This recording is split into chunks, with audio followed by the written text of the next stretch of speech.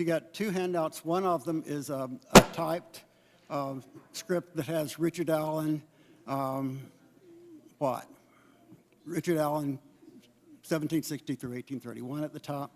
The other one is some spirituals. It's an oblong thing that says slave songs, the title page of that. So anyway, are we set?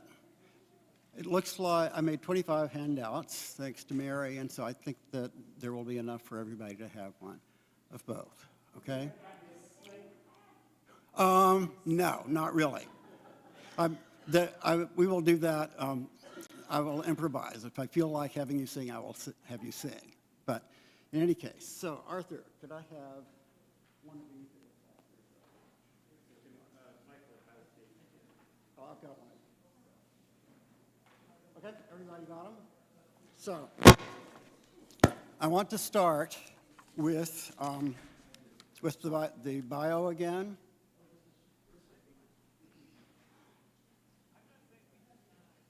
Are there extras of the bio, Arthur? This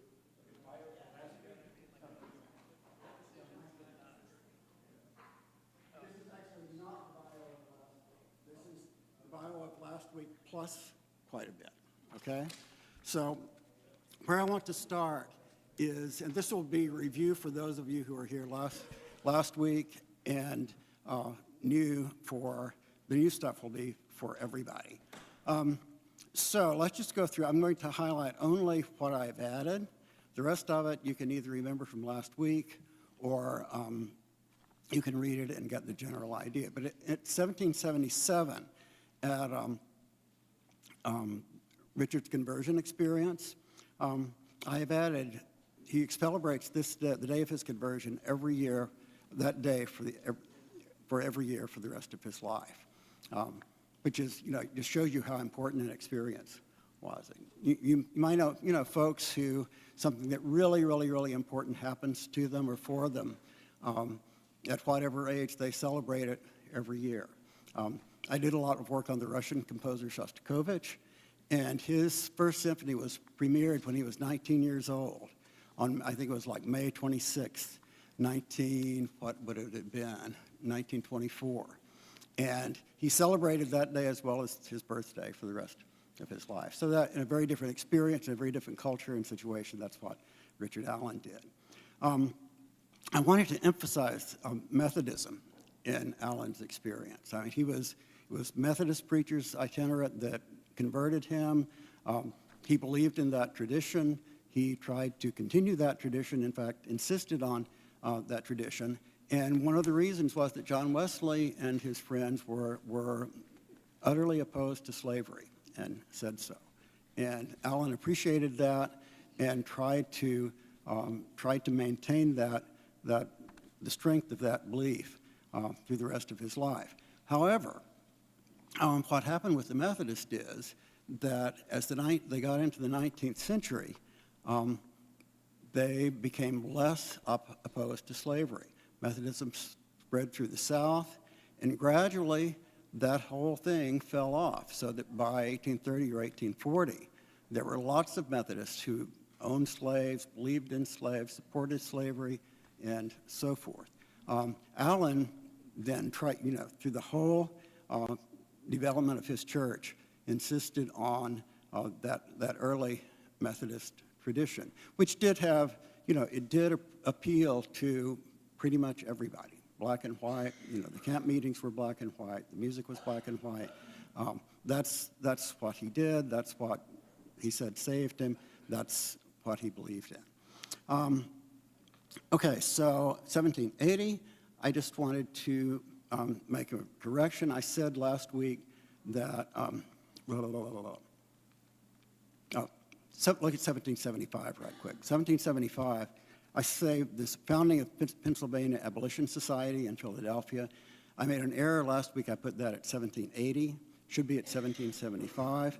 But it helps me to remember to tell you that Philadelphia was like at the top of the heap in terms of progressive, liberal sorts of thinking, anti-slavery thinking. If you look at the very first 1760, when Ellen was born, 90% of blacks in Pennsylvania were slaves. When you get to, and I show it way down in 1790, 30 years later, only 10% of blacks in Philadelphia were slaves. So Philadelphia, especially, but Pennsylvania in general, were very forward thinking in terms of that.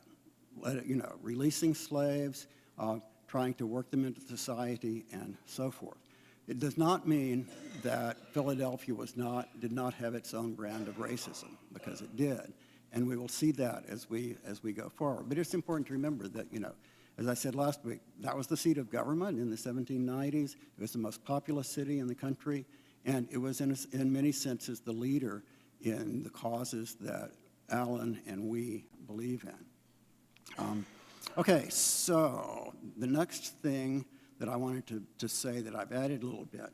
In 1785, when I talk about how he meets Asbury, I said last week, Asbury invited him to go along with a trip, an itinerant preacher trip into the South. Allen thought about it and refused. And the reason that he refused was that enslaved people knew what the real South was like. Maryland and Delaware were slave states, but and I guess everybody was a slave state. Even Pennsylvania, New York, and Connecticut were slave states in the latter half of the 18th century. But slaves who lived in Maryland and Delaware knew that they had it easier than slaves in South Carolina and Mississippi and Louisiana. It was awful down there.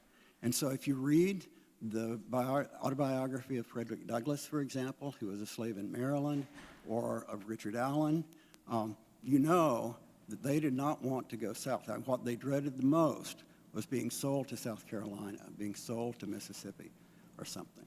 And so, Frederick Douglass managed to escape from Maryland. Allen managed to buy his freedom in Delaware. All, I think, really important things to say. Moving along, something I didn't mention last week that you probably should know. 1787, I talked about the founding of the Free African Society. In 1789, Allen was expelled from that. You think, why was he expelled? Because he was one of the leaders. The reason he was expelled was that he insisted on that being a religious organization. And there were lots of folks who didn't want it to be a religious organization. As you know, Quakers were very strong in Pennsylvania and Philadelphia. Deists, people like Thomas Jefferson, were not real churchgoers, were not really religious people, and so they were for a secular freedom, whereas Allen insisted on a religious-based freedom, and he fell out with them, and he was out in 1789. The only other thing in the Allen biography that I want to emphasize before the things that I add, if you turn the page, look on the back side,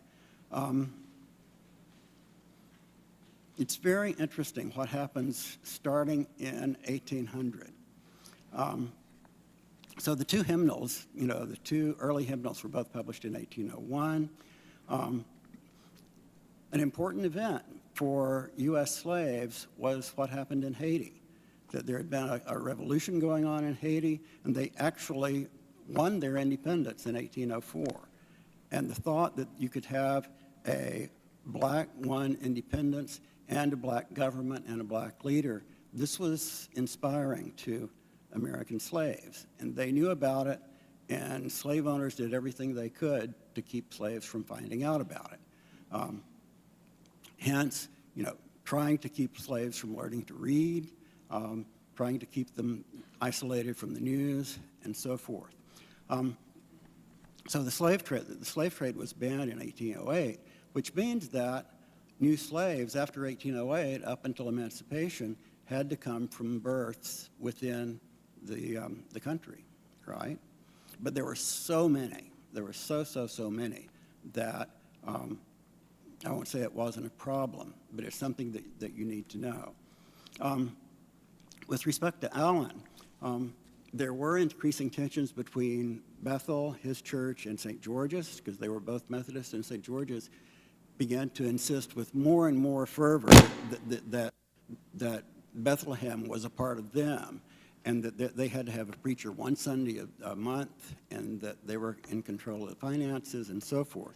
Alan and his friends, resisted that with all the strength that they had. It finally came to a head, and Alan took the whole case to the Pennsylvania Supreme Court, and they won, which is, amazing. That it was a church, the idea that black people owned the church and not white people, and the black people owned it and ran it.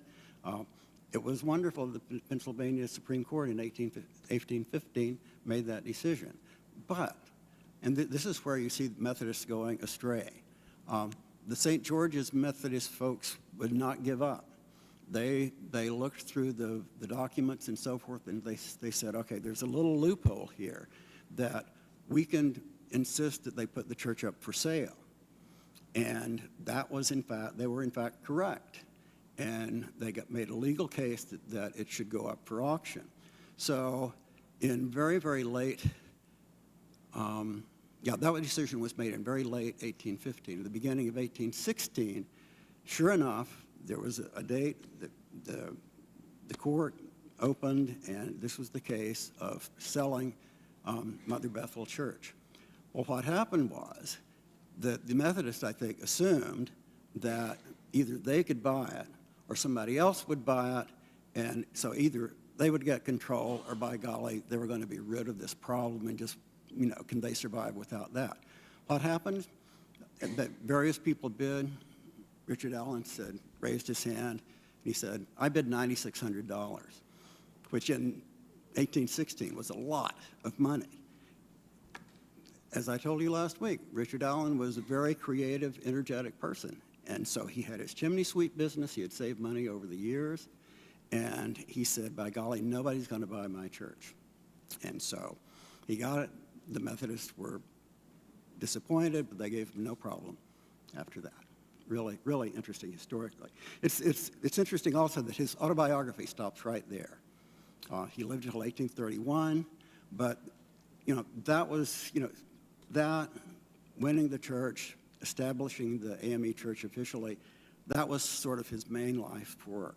After that, he actually became, and I think that I said this somewhere, yes, in 1820, he became disillusioned with the United States, and he began to join the immigration and colonization movement. That was very strong at the time. Some blacks and lots of whites thought, well, the way to solve the slavery problem is just for all the black people to go either back to Africa or go to Haiti.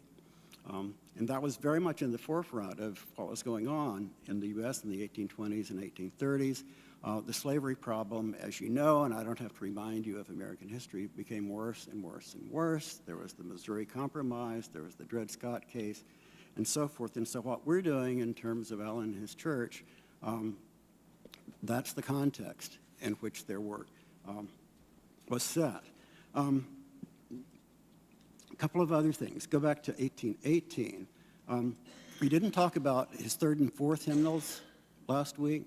The third hymnal was published in 1817, but I think it's not extant. Nobody has seen it, so we don't really know anything about it. What is really interesting is that the fourth hymnal, if you remember the titles from the first two, which is Collection of Spiritual Songs and Hymns, and then Collection of Hymns and Spiritual Songs, now we have simply the African Methodist Pocket Hymn Book with 314 hymns instead of 54 or 64.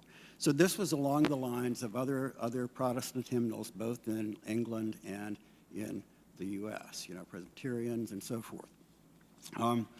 And the fact that it was a hymn book, if you examine the contents of that hymn book, it was much more oriented toward the Isaac Watts, Charles Wesley, and so forth kinds of hymn, more traditional hymns, not hymns that came off the campground meetings and the revivals. An interesting thing is, and I just want to point this out, is that the wonderful biography by Richard Newman is thorough, extremely scholarly, deals with all the issues, but the word music never occurs in the 300 pages of this biography. It was just not his thing. And I do not in any sense hold it against him, because you have to have a certain basic knowledge to know the context of these hymns and the hymn books and the whole musical scene. And so I think he was right to leave it out. It's inconceivable that he didn't know what these, about the publication of these hymnals, but he doesn't mention it, and that's fine. Okay, so politically, things get worse and worse as time goes on. A little difficult fact, 1822, there was a slave rebellion in Charleston, South Carolina, and most of the participants were already members of the AME Church, and they were all executed. So things are beginning to get more violent. Then in 1831, the year that Allen died, there was the Nat Turner rebellion in Virginia, again, which came to naught, as did 10 years later the John Brown thing also in Virginia. So that will get us to the history of, as far as Richard Allen is concerned. I want to talk a little bit about worship practices, both at Allen's time and later, because those are very interesting and they're relevant to us. I also want to, I want to get to the spirituals and talk about the spirituals and where they came from, because that is extraordinarily interesting and inspiring. First, just to take a minute, we didn't really have time for questions last week. Are there questions or concerns or interests that any of you have that you'd like to talk about with respect to Richard Allen and music and hymnals as we've talked about thus far? No? Oh, I'm sorry. You said last week that they only had words. Yep. And not music. Mm-hmm. That's true. Well, that's the question. We're pretty sure that they, that there were some hymns, a few hymns that they had memorized, and so they sang them that way. You have to remember, not only there were no tunes, because none of the members of these churches could read music, right? So it was pointless. Lots of the members of the churches couldn't read, period. And so a lot of it was done totally by memory and by ear, and by, as I said last week, by lining out. The minister, or I can't imagine they had directors of music back then. So anyway, whoever is an authority in leading the service would sing a line, the congregation would respond, with the same thing, back and forth, back and forth. And this fit the African tradition, right, of call and response, call and response. I urge you, I thought of bringing along Willie Ruff's video about lining out, which is extraordinarily interesting. But I thought, A, we don't have time, B, it would be technologically risky, and C, I can send you the link and you can watch it yourself. It'll be really, really interesting to see what he does with that. I mean, he has films of long ago of slaves not slaves, but black people in Alabama. He comes from Alabama. And so he knew about lining out and was determined to show that there was a relationship between the British and Scottish practice and the American black practice. And so he brought folks from a Scottish Presbyterian church over and had them, with the black people, show what this tradition was like. Okay, so let's move ahead a little bit. So there's a big question, and this, in a sense, is related to Mike's question as well, which is that, okay, what did they do and how did they do it? Well, an interesting thing is that there was a difference between what we call enthusiastic worship and formal worship, okay? That's embodied in the hymnal. If you look over the hymnals of Richard Allen, at least those first two, you can kind of tell which ones were formal songs and which ones were enthusiastic songs. That is especially, in fact, you can look at it and see, do you have, I don't have a complete one. Do you have?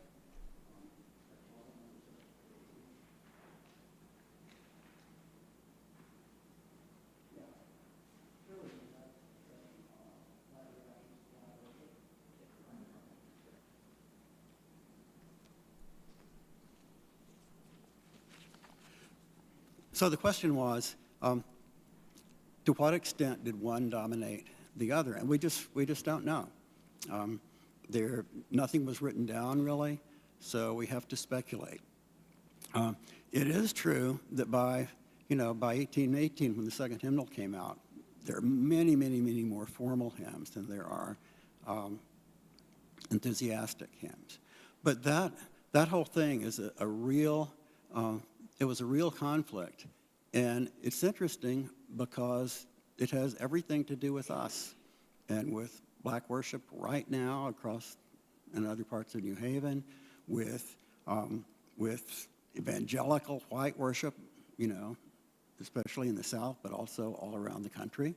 And these are issues that came up then that are lasting till now. So is your religion, the music that supports it, is it formal, like God of Grace and God of Glory, or is it enthusiastic? And enthusiastic meant really enthusiastic. A wonderful, wonderful book. It was published like almost 50 years ago by Dina Epstein, who was a librarian in Chicago. And she wrote this book called, I forget the first word, but Something in Spiritual Songs. And it's basically a history of black music from the beginning. And she starts out with a lot about African music, about the characteristics of African music and the way that those came into the music of the slaves and gradually into churches and so forth. And so I think you have good examples. If you read my chapter, there are some examples like this guy Watson, who thought it was a scandal that people were doing such things in church. Let me just read you a couple of them. I may read you a little bit more of Watson's thing in 1819.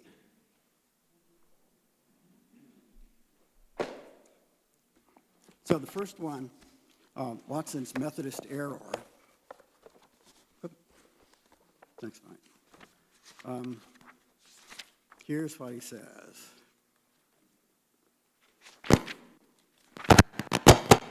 Gracious. Okay, where is it? I should have put a bookmark in here.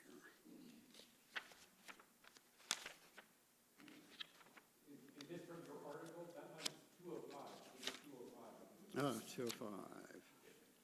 Thank you. The joy of footnotes, right. Okay, so I have a...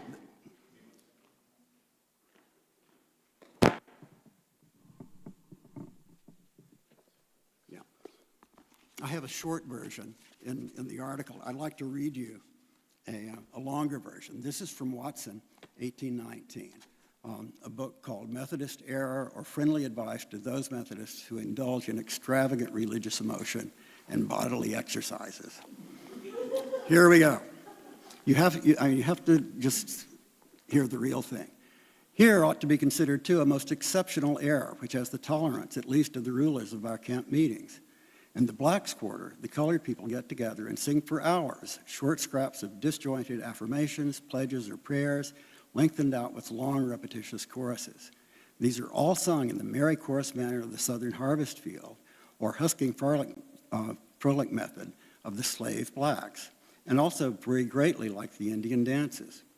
With every word so sung, they have a sinking of one or the other leg of the body alternately, producing an audible sound of the feet at every step, and as manifest as the steps of the actual Negro dancing in Virginia, and so forth. If some, in the meantime, sit, they strike the sounds alternately on each thigh. The evil is only occasionally condemned, and the example already visibly affected in the religious manners of some whites. We know that to be true, right? From this cause, I have known in some camp meetings, from 50 or 60 people, how they crowd into one tent after the public devotion had closed, and there continued the whole night, singing tune after tune, scarce one of which were in our hymnal. Some of these are from nature, having very long repetitious choruses and short scraps of matter. Others are actually composed as sung. So there's your two kinds of hymns in the hymnal, right? There's also an interesting one. When he talks about With every word so sung, they have a sinking of one leg or the other of the body alternately, producing an audible sound of the feet at every step. What does that describe? That describes the ring shout. The ring shout very much comes from Africa, from African dancing, from an African sense of rhythm, from an African sense of musical emotion and religious emotion.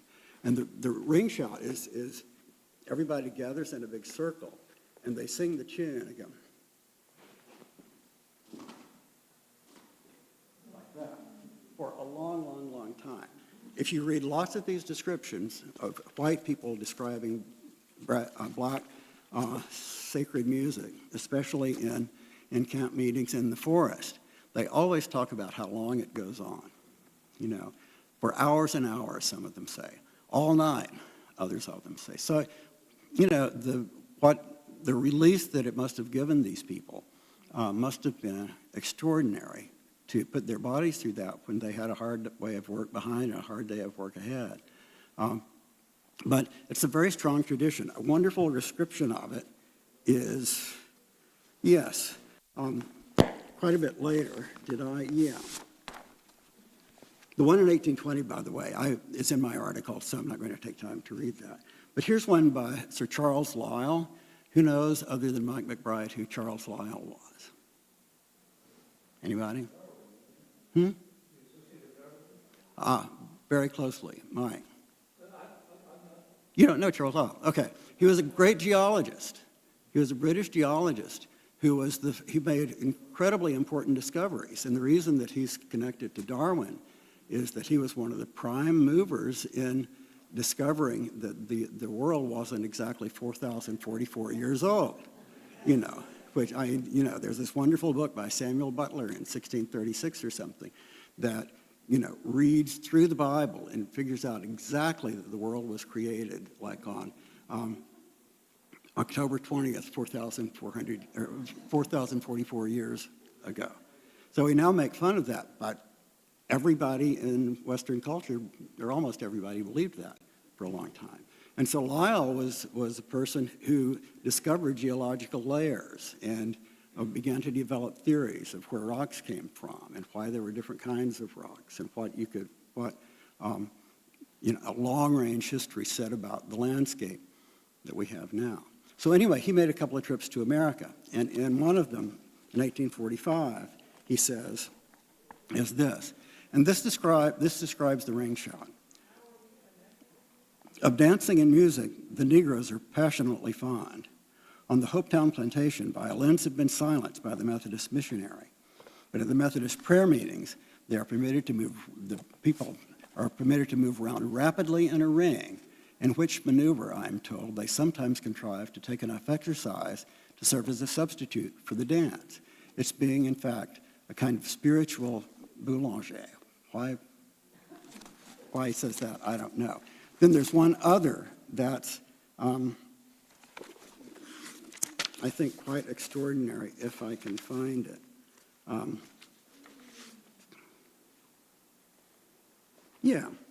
Okay. So this is from Bishop Daniel Alexander Payne, who was a later AME bishop in the latter half of the 18th century. He writes about a meeting in 1878, and this is the last one of these I'll read to you. I want to keep, okay. At about this time, 1878, I attended a bush meeting. After the sermon, they formed a ring, and with coats off, sung, clapped their hands, and stamped their feet in a most ridiculous and heathenish way. I requested the pastor to go and stop their dancing. At his request, they stopped their dancing and clapping of hands, but remained singing and rocking their bodies to and fro. This they did for about 15 minutes. I then went, and taking their leader by the arm, requested him to desist and to sit down and sing in a rational manner.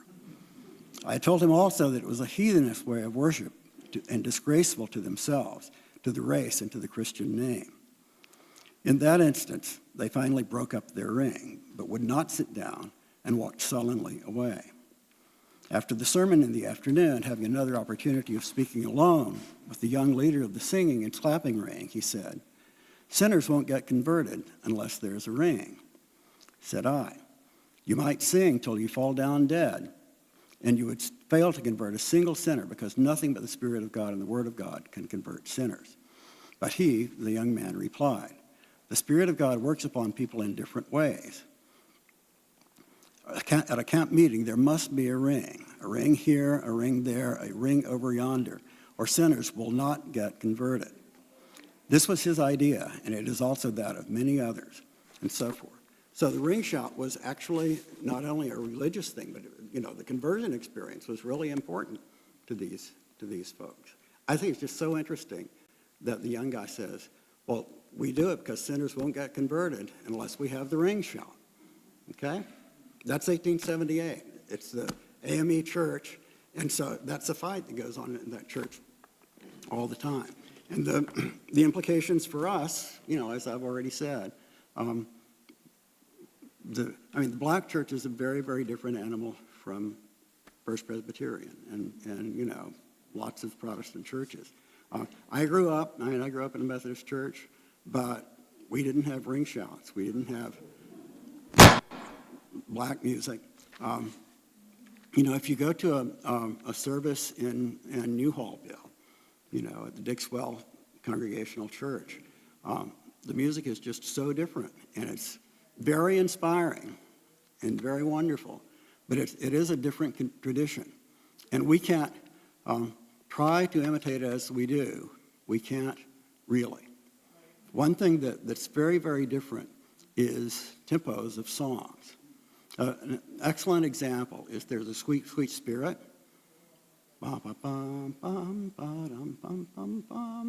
So when I was at a Presbyterian church in Austin, we would sing that song, and I really disliked it because the whole Sweet, Sweet Spirit thing just turned me off. I was not into that at all. Well, I came to First Pres here, and from Maddie Long, I learned that that's a black gospel song, that she had sung it hundreds and hundreds of times in her life. And so the way I would play it was,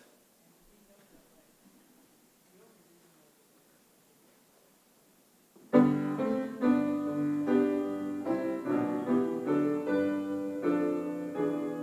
that.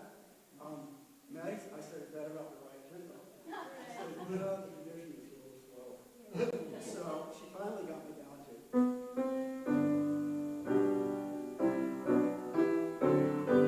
which to a black congregation is still appallingly fast. Yes. Because if you went to the ISM concert in the spring, in which we sang classical pieces, a Hispanic piece, and 2 or 3 black gospel pieces, the way that they started that song was the pianist, who could have like organ stops and whatever.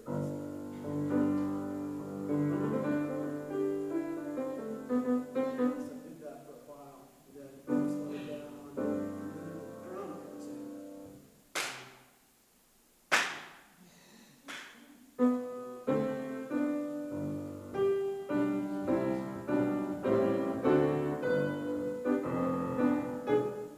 Right? Mark and Catherine? Is that You're still speeding up. It's pathological. Anyway, you learn a lot. I was standing in the tenor section next to Richard Ford, who is now one of your choir members, who's a black man in the Bethesda choir. And it was just so interesting to hear him sing that song, because his whole body and soul was just absolutely in it in a way that have to have been developed over an entire lifetime. He would ornament some of the notes. It was just wonderful. Many of us would love to be able to do that, and to feel it that way. I think there's always a gap between folks like us and folks who've grown up in that tradition. But it's really, really interesting to experience and to watch, and we do the best we can. Okay, so that brings us to the spiritual. Okay, let's just kind of read through here quickly. So the spiritual, we do not know anything specific about the spiritual before the Civil War. Period. It was an oral tradition. There were definitely things going on obviously in the camp meetings that we were talking about, surely they sang some of these words, some of these tunes, some of these whatevers, but there's no recording of it at all. It has to be speculation from white people writing it up. Well, that started in the Civil War because in October, I think the Civil War began in spring of 1861, right? And so in October, teachers, writers, and musicians from the North came to Fort Monroe and Chesapeake Bay to help escaped slaves. I think this is so interesting. A YMCA employee who came down there, a young guy, transcribed the text of Go Down Moses and sent it up to Boston to Dwight's musical journal for publication. So that is the first text of what we now know as a spiritual that reached publication. And it was from the South, but it was sent to the North, right? So then in 1863, Lucy McKim Garrison, Lucy McKim also went down in 1861 and 1862, but she's a very, very, very important person, not only because she's now a Lucy McKim Garrison, who suggests that her husband is the son of William something Garrison, right? Famous, perhaps the most influential white abolitionist in the North. So these people, I have the enormous respect for them because, they saw problems and by golly, they went down and they dealt with them. I mean, they were from upper class New England, but the Civil War started. They heard that enslaved people had been released and needed help, and they were going to go there, right? And so she transcribed, which is with music. She was a good musician. A song called Poor Rosie, Poor Gal, and Roll, Jordan, Roll, and then sent those up, and those were the first two spirituals that were published with the tune. So then, in 1867, you get, if you look at your other handout, slave songs. Can you hear? No. Okay, sorry. Slave Songs of the U.S., which was published in 1867, and this was edited by William Francis Allen, Charles Pickard Ware, and Lucy McKim Garrison. So if you just look through that, take that handout. This is from, I took this.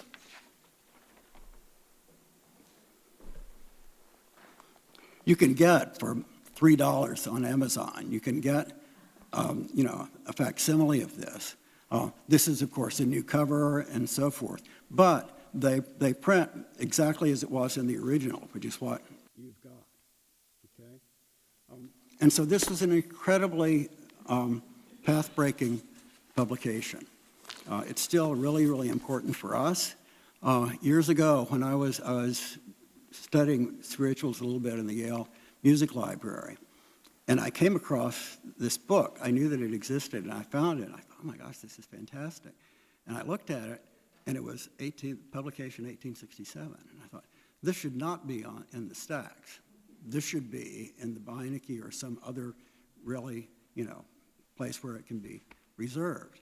I was right, because a couple of weeks ago on ABE Books, I saw one of the originals selling for $4,500. So that's what we're dealing with. Anyway, I think that this is just an incredibly valuable artifact. I'd like for you to look at the contents. And as we did with Richard Allen's hymns, and I thought I would go through Allen's hymns again, sort of this way. Then I decided it was more important that there's more interest in the spiritual. So you have that list of the second 1801 hymnal, what the hymns are. I was going to do that, but I'm not. But take a minute, and I'll give you like 2 minutes free just to look through the contents of this. Notice that they're grouped by place of origin, right? So the first one is southeastern slave states, which has by far the majority of the tunes. Then part 2 is northern seaboard slave states, including Delaware, Maryland, Virginia, and North Carolina. Then part 3 is inland slave states, including Tennessee, Arkansas, and the Mississippi River. And part 4 is the Gulf states, including Florida and Louisiana. But look through this, and an interesting question to ask yourself, as it was an interesting question to ask with the 1801 hymnal of Richard Allen, how many of these titles do you recommend? What percentage of these titles do you, not recommend, but recognize? I know it's hard to read. The print is tiny. Michael rowed the boat ashore, number 31. Number 10, yes, The Trouble of the World. Even number 7, The Lonesome Valley, right? I'm just reading titles now. We're not talking about. I'm just reading titles now. We're not talking about the music yet, although we will. Keep reading down. See if you see another one that you recognize. Jacob's Ladder is 117. Right, Jacob's Ladder, which is from Florida, interestingly enough. For what I didn't copy that one, but you'll be surprised that Jacob's Ladder has the tune is nothing like neither the tune nor the words or anything like we have now. There are 2 or 3 more if you look carefully. Rock of My Soul, number 71, I think. Is that right? No. Lord Make Me Pay. Bum, bum, bum, bum, bum, bum, right? That one is fine. Yeah, Nobody Knows the Trouble I've Had. Not sure. That's one I don't know. We can look at it. Oh, really? Oh, you did? Ah, okay. Tell me more. That's great. So this is old hat for you folks, right?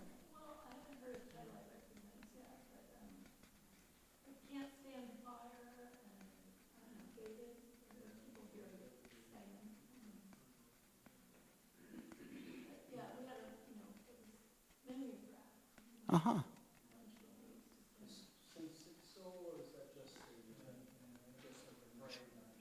To heal the sin sick. There's a bomb in Gilead. The point is that you have what? You have 136 songs here. And, from my experience, I only recognize 7 or 8 of them. Obviously, Redeemer had copies of some more. But I think it's interesting because it was such an important publication, but yet the ones that we know, for the most part, aren't here. So later in the handout, I give you some of these tunes. Okay, the first one is Roll, Jordan, Roll. Okay, this was one of the absolute first ones that was ever published. Parenthetically, I think it's interesting that Go Down Moses, which was the first one of which the text was published ever, is not enslaved songs of the United States. I think that's very odd. Roll, Jordan, Roll is one that we know, except this is not the tune or the text that I know. Here's what the tune sounds like.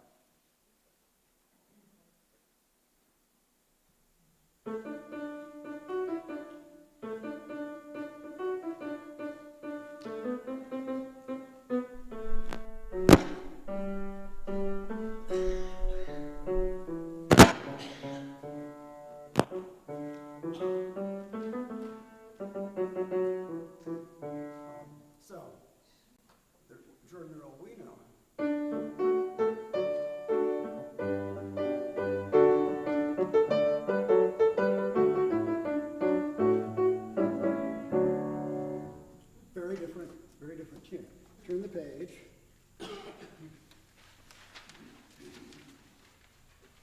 And you have The Trouble of the World. What spiritual does this remind you of? Yes, and I will be done. I am done. Okay, so the choir has sung numerous times.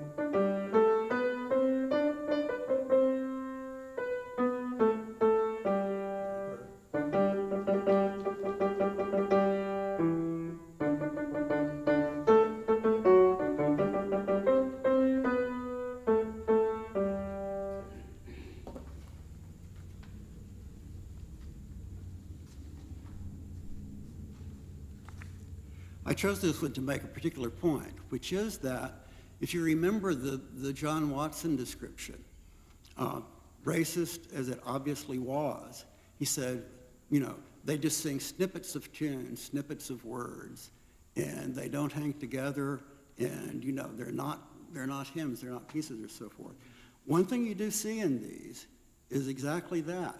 Little phrases of text and little phrases of music migrate from one to another.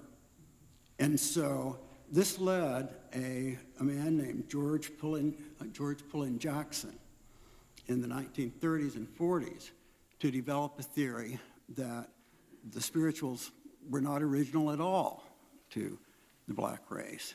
That all they did was to put together aspects of English hymns.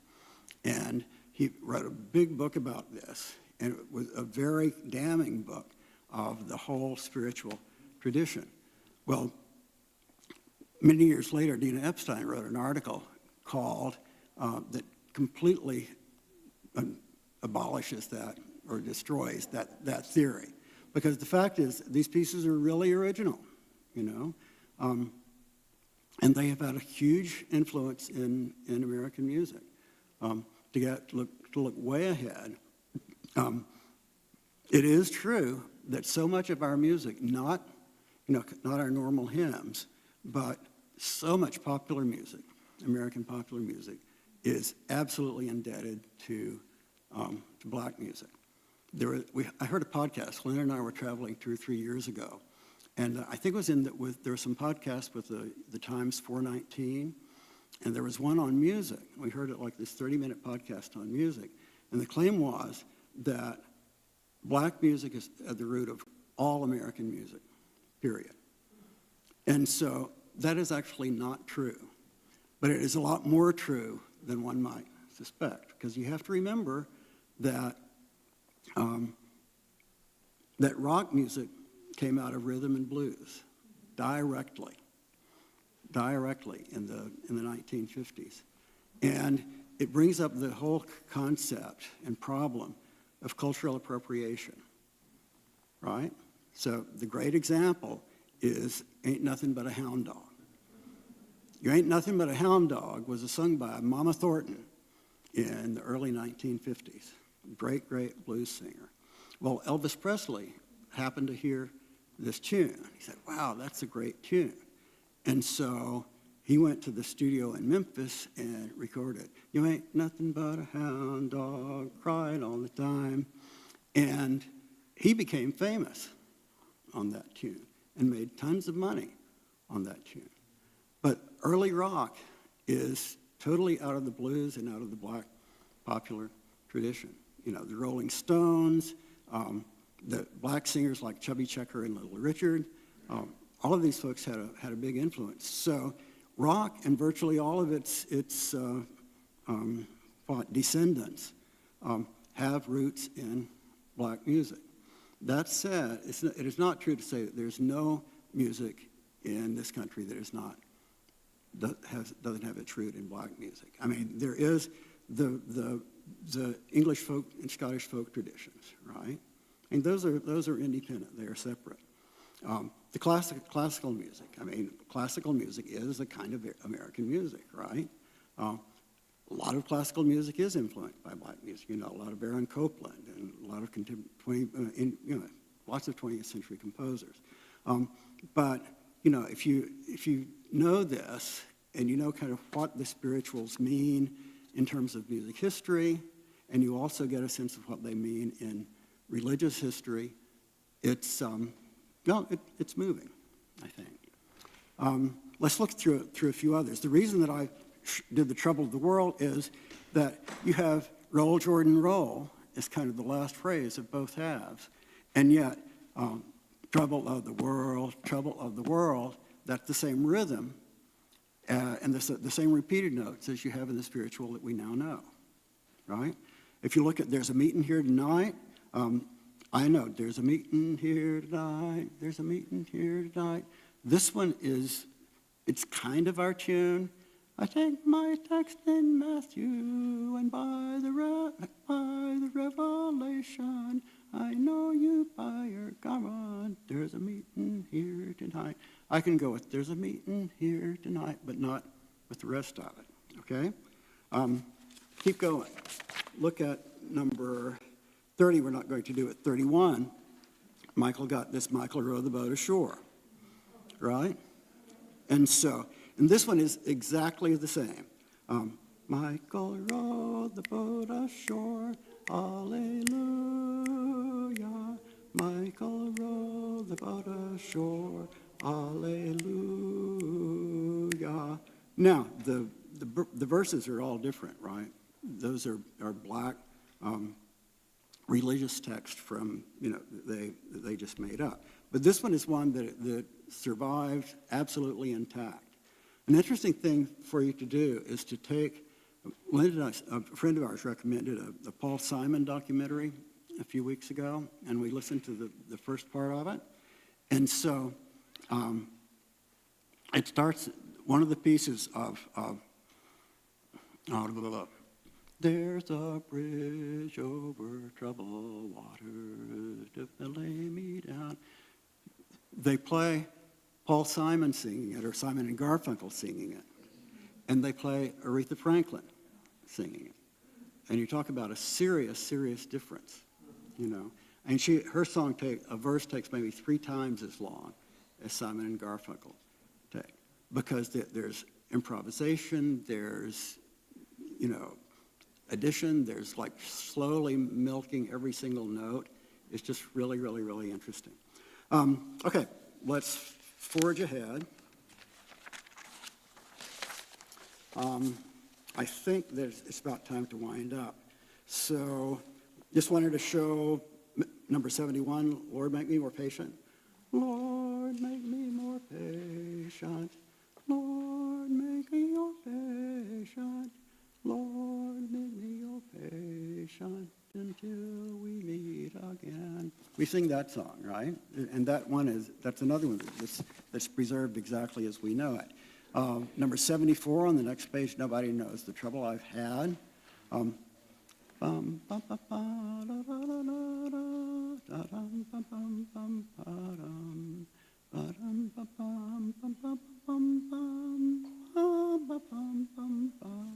That one we recognize as well. So I think it's interesting. The last page then is Rock of My Soul, right? Which I won't sing it. That one is pretty much exactly the same. I think it's interesting, though, that out of those 136 songs, a lot of them have disappeared in one way or another. So I see choir members gathering, suggest that it's time for Seiji to have his little rehearsal for next week. Let me just make a few closing comments. One of them is that, and this is something that my colleague Charisse Barron told me as we were doing this work. Charisse and Owet Andemichael, who wrote two of the four chapters in the book, they were wonderful. I mean, they were the ones that suggested, in our early meetings, this project. We didn't know, we wanted to do this, but, other parts of the book focus on somebody. Whom can we focus on? And they said Richard Allen. And so they and the black music community know who Richard Allen was and have, some knowledge of him. But they were the ones that suggested it. That's where I first heard of him and started doing lots of research. And so Charisse told me, and I didn't really do this in the article, but she said that now it's better to say not slave, but enslaved person, right? And I did that some in the chapter, but I didn't do it consistently. And you see the difference. And you might say, oh, okay, well, that's just political correctness. But I think it honors the person more than calling someone a slave does. Another language thing is, I said, I talked about the African American spiritual, about the black spiritual, but mostly the African American spiritual. And Charisse said, no, you should say Negro spiritual. Because she said Negro spiritual is what it was. It's the way it started. That's the way everybody referred to it. She said, I don't think people are offended by it. I think that's what it is. To carry on that thought, it's interesting that that the spirituals do not have the presence in the black church that they had in the past. That one might argue that they have more presence in our church than they do in the black church. Why? Because the spirituals remind people of slavery, and they don't want to be reminded of slavery. So the songs, the black songs that we sang in the Camerata ISM concert were not spirituals. They were gospel pieces, they're all written from, the 1950s and beyond, I think. And that's an interesting point worth knowing. Maddie taught me this also, because when we did this, what I called a jazz service with Bethesda years ago.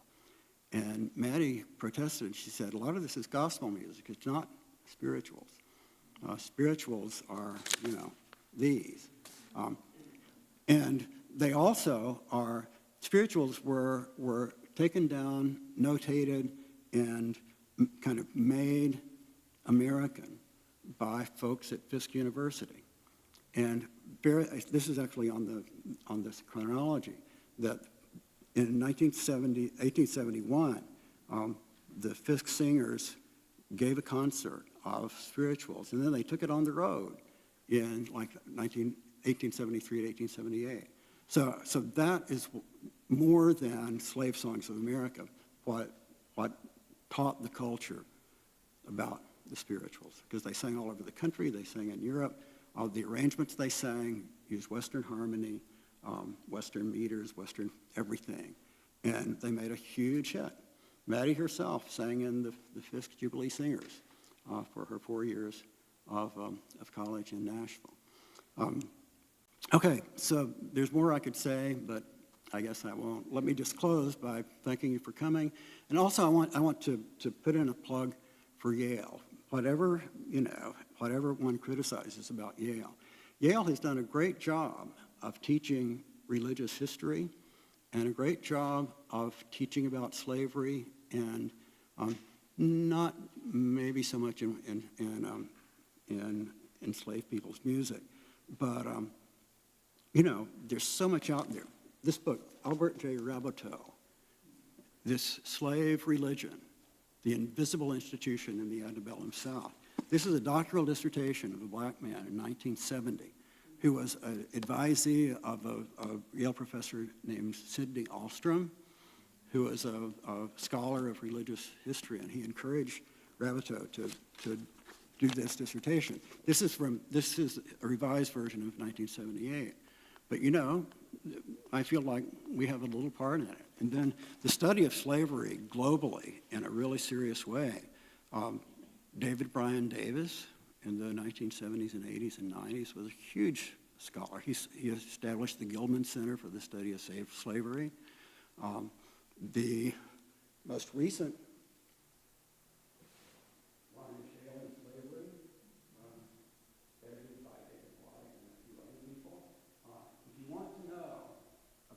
slavery at Yale and New Haven, and there was a lot. One little piece of news is the Connecticut Hall was essentially built by slaves in the 1770s. And so there's a lot of information in this book. It's pretty scholarly, but it is also extremely interesting and extremely path-breaking. If you're inclined to feel virtuous because you're in the North, this tempers that. Because nasty things happened in New Haven, and people, Benjamin Silliman, for example, like either four or five of the Yale residential colleges, Jonathan Edwards, Berkeley, what used to be Calhoun, were named for folks who had slaves, in both the 18th century and through much of the 19th century. So that, in addition to folks that we know more that weren't involved with this tradition, but, like Harry Stout, and Wayne Meeks, and Steve Davis. People even in this church have given a lot to religious history in America. So anyway, with that, I hope you enjoy this. Thanks a lot.